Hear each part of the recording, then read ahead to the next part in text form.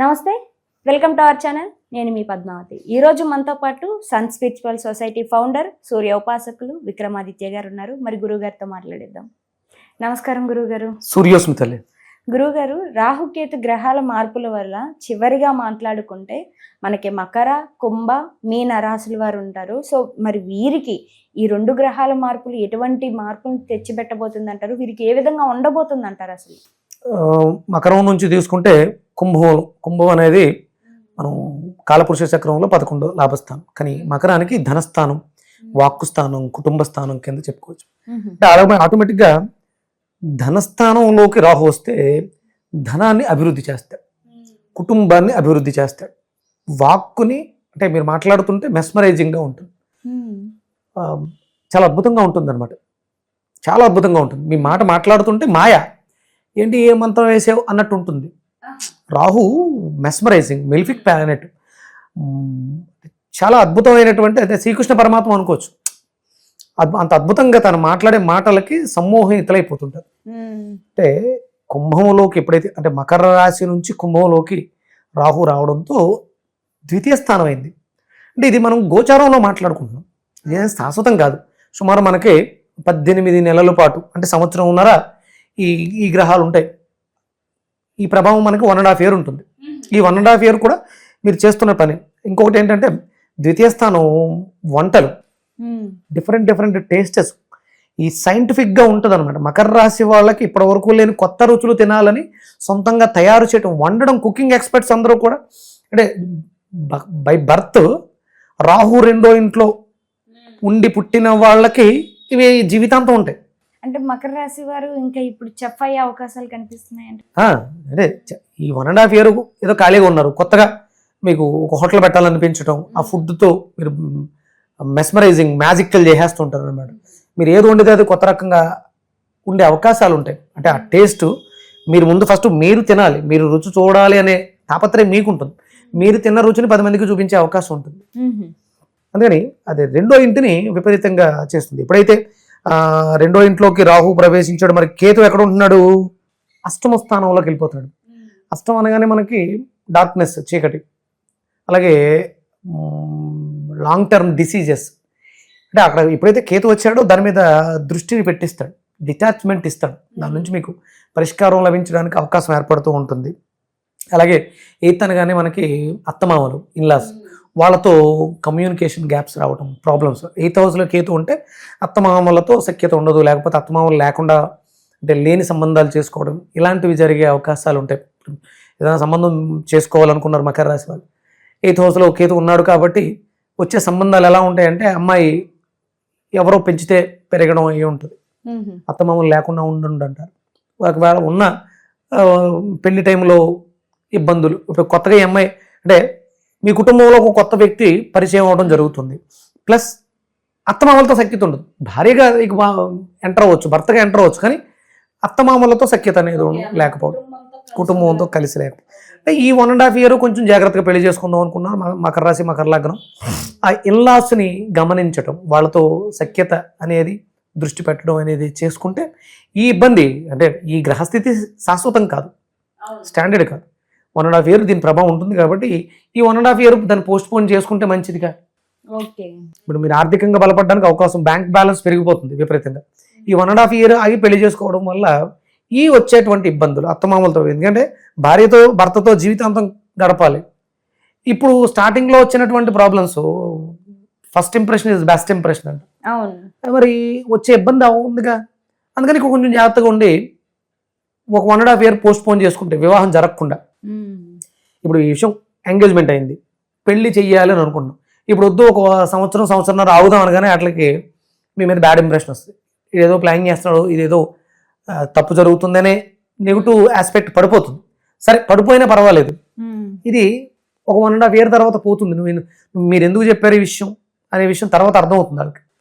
అది నిజం కాదు కదా, మీరు లైఫ్ లాంగ్ ట్రావెల్ చేయాలనుకుంటున్న వ్యక్తితో ఉండేటువంటి ఇబ్బంది కాబట్టి వద్దు అంటున్నారు. అంటే 1.5 year ఆగడం అంటే అంత ఈజీ కాదు. కాకపోతే ఒకవేళ అవకాశం ఉంది చేసేసుకోవటం, ప్రాబ్లమ్స్ వస్తున్నప్పుడు దాన్ని గుర్తించి గమనించి ఎక్స్ప్లెయిన్ చేయడానికి ప్రయత్నం చేయటం, లేకపోతే సైలెంట్గా ఉండడం. ఏదో మాట వచ్చింది సమాధానం చెప్పకుండా తల ఉంచుకుంటే నష్టం వచ్చింది ఏమీ లేదు. రేపు 1.5 year తర్వాత ఆ మచ్చ తొలగిపోయే అవకాశం ఉంటుంది. తొందరపడి ఏదైనా మాట్లాడేస్తే గొడవ పడిపోతే అది జీవితాంతం మోయాల్సిన అవసరం ఏర్పడుతుంది. మకర రాశి మకర లగ్నంలో ఉన్న వాళ్ళకి రాహు కుంభంలో ప్రవేశించడం వల్ల వచ్చేటువంటి, ఇక మనం కుంభరాశి గురించి అంటే లగ్నంలోకే శరీరం మీదకే రాహు వస్తున్నాడు. కుంభరాశిలోకి కుంభ యుగంలోకి రాహు ప్రవేశిస్తున్నాడు. లగ్నంలోకి కుంభరాశి కుంభ లగ్నం వాళ్ళకి ఇది చాలా విశేషమైనటువంటి, అంటే మిమ్మల్ని మీరు గమనించుకోవటం, మీకు విపరీతమైనటువంటి ఫేమ్ రావటం. అది ఎలా అంటే వశిష్ఠ డైరెక్టర్ వశిష్ఠ తనది కుంభరాశి, ఇప్పుడు విశ్వంబర సినిమా జరుగుతోంది. అంటే ఒరిజినల్గా అయితే ఇది ఇంతకు ముందే రిలీజ్ అయిపోయింది, అనుకోకుండా పోస్ట్ పోన్ అయింది. ఇప్పుడు ఈ సినిమా రిలీజ్ అవ్వడం వల్ల ఏమవుతుంది, డైరెక్టర్ తన చేసి అంటే ఏం చేశాడో తెలియదు, నెగిటివ్ ట్రోల్స్ ఏవో జరుగుతున్నాయి. ట్రేజర్ రిలీజ్ అయింది, ఎవరో కొనలేదు, ఏవో మాట్లాడుతున్నారు. కానీ ఆ డైరెక్టర్ చేసినటువంటి మెస్మరైజేషన్ ఏదో వేస్తాడుగా మాయ. ఇప్పుడు రాహు వచ్చేస్తాడు, వాళ్ళు వచ్చేసాడు, సినిమా జూన్ జూలైలో ఎప్పుడో రిలీజ్ అవుతుంది. ఆ డైరెక్టర్ యొక్క ప్రతిభ విపరీతంగా ఎలివేట్ అవుతుంది. వ్యక్తిగత జాతకంలో గ్రహస్థితి బాగున్నప్పుడు, అంటే సహజంగా తన జాతకం బాగుంది, చాలా బాగుంది. బింబిసార ఫస్ట్ సినిమా అద్భుతమైనటువంటి విజయాన్ని సొంతం చేసుకున్నాడు. ఆ క్వాలిటీస్ అంటే నాకు తన బాగా చాలా క్లోజు. తన జాతకాన్ని చూడటం, తనతో చేయించాల్సిన కార్యక్రమాలు చేయించడం అవి చేశాను. బింబిసార అద్భుతమైన విజయాన్ని సాధించింది. విశ్వంబర కూడా డైరెక్టర్ యొక్క మెస్మరైజ్. అక్కడ ఉన్నది చిరంజీవి గారు.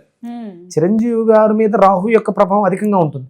వీళ్ళిద్దరూ కలిసి, అంటే మనం ఆయనేమో తులా లగ్నం తీసుకోవచ్చు, చిరంజీవి గారిది తొల్లో ఆయనకి శని ఉండడం వల్ల యోగకారం అయింది. తొల నుంచి చూసుకుంటే కుంభం అయింది, తులా వృచ్చిక ధనుసు మకరం కుంభం పంచమ స్థానం అయింది. మనం పంచమానికి కూడా తులా వాళ్ళకు కూడా విపరీతమైనటువంటి బెనిఫిట్స్ చెప్పాం. ఇది కూడా దాని మీద ప్రభావం చూపిస్తుంది. అంటే మీకు సంబంధించి, అంటే కుంభరాశి కుంభలగ్నానికి సంబంధించిన వాళ్ళు మీ మీద మీరు దృష్టి పెట్టడం వల్ల విపరీతమైనటువంటి పేరు ప్రఖ్యాతులు వస్తాయి. ఒక అద్భుతమైనటువంటి బ్లాస్ట్ జరుగుతుంది. విశేషంగా కీర్తి ప్రతిష్టలు పెరుగుతాయి. మీ శరీరం మీద మీరు ఫోకస్ పెట్టాల్సిన అవకాశం ఏర్పడుతుంది. అంటే సెల్ఫ్, మీరేంటి, మీ క్రియేటివిటీ ఏంటి, మీ తెలివితేటలు ఏంటి, ఇవన్నీ చూసుకోవడానికి కూడా అవకాశం ఏర్పడుతుంది.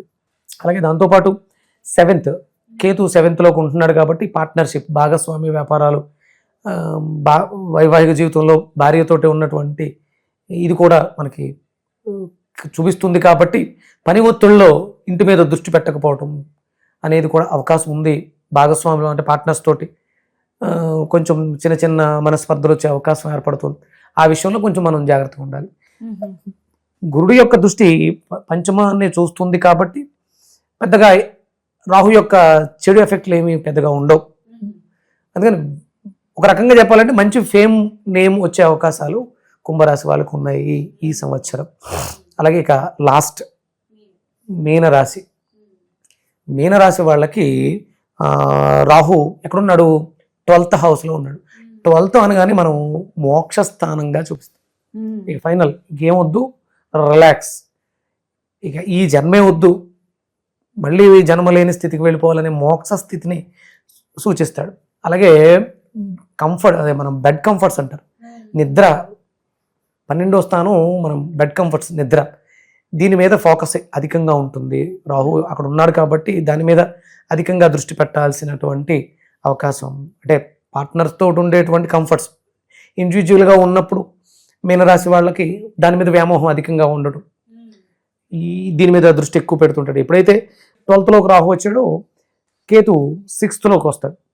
6వ ఇల్లు అనేది మనకి మనం రెగ్యులర్ మనం రొటీన్ లైఫ్లో చేసేటువంటి అనుదిన చర్యలు, వాటిల్లో ఇబ్బందులు పెట్టే అవకాశం. పొద్దుటే వాకింగ్కి వెళ్ళే అలవాటు ఉంది, దాన్ని మాన్పించడానికి చేసే ప్రయత్నం, లేకపోతే ఇంతకు ముందు లేదు, అది ఇంట్లో ఖాళీగా కూర్చొని టైంపాస్ చేసేసి దాని నుంచి డిటాచ్, మీరు అలా ఉంటే ఇలా ఉంటే అలా మార్చేస్తుంటారు. అది చేస్తే మాత్రం చాలా బాగుంటుంది. మనం అనుదిన ధర్మాలు చెయ్యకపోతే తప్పు. కేతు దాన్ని చూస్తూ ఊరుకోడు. మోక్షం ఇవ్వాలంటే మీరు కంపల్సరీ అష్టాంగ యోగం చేయాలి, ప్రాణాయామం, యోగా, ఆసనాలు చేస్తే ఆరోగ్యాలు బాగుపడతాయి. ఇక్కడ 12 ఎప్పుడైతే మీరు మీ కంఫర్ట్స్ని పొందాలి, బెడ్ కంఫర్ట్స్ని పొందాలని అనుకుంటున్నారో, మీకు దానికి శరీరానికి కావాల్సిన సౌఖ్యం ఉండాలి. అలాగే రోగాలు ఉండకూడదు. ఇవి ఉండనప్పుడు అప్పుడు మనకి అందులో మనం ఆ బెడ్ కంఫర్ట్స్ అనేవి పొందగలుగుతాం. దాని మీద దృష్టి పెట్టడానికి కేతు డిటాచ్ చేస్తూ ఉంటాడు అనమాట. ఇక్కడ మనం